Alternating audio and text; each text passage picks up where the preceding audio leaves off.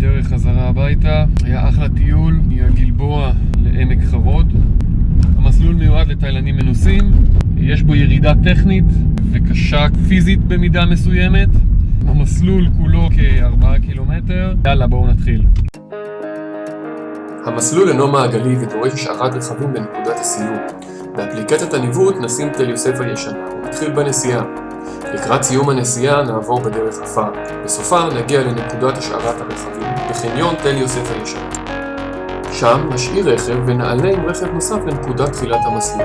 באפליקציית הניווט רשמו מצפור הר ברקן.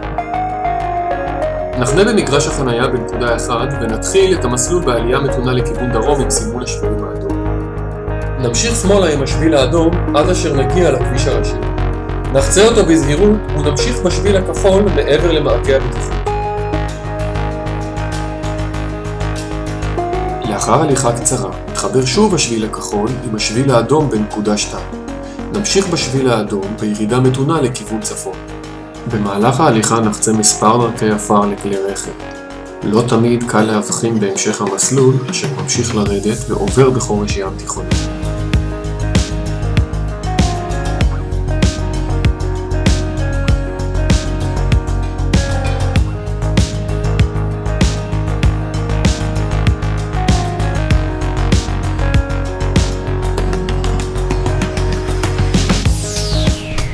אם מוצאים איזה יום בהיר, מומלץ בחורף לעשות המסלול.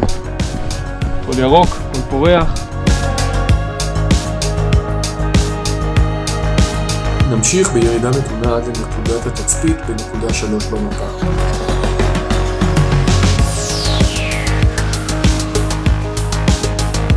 וכאן למעשה מתחילה ירידה תלולה והקטע האתגרי של המסלול. במהלך הירידה נצטרך לא פעם להיעזר ביתדות ברזל שתקועים בתוך הסלע. רדו לאט ובזהירות. איפה שניתן, היעזרו גם בידיים.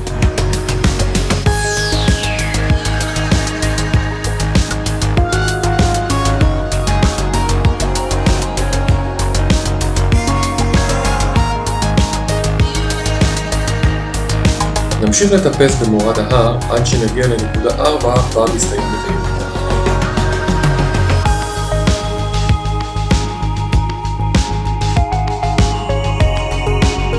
מכאן ההליכה היא מישורית ונוחה.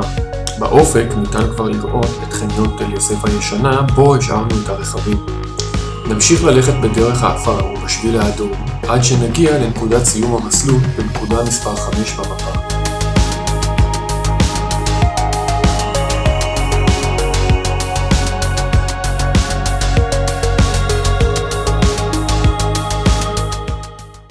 תודה לכל מי שצפה. אל תשכחו להירשם לערוץ.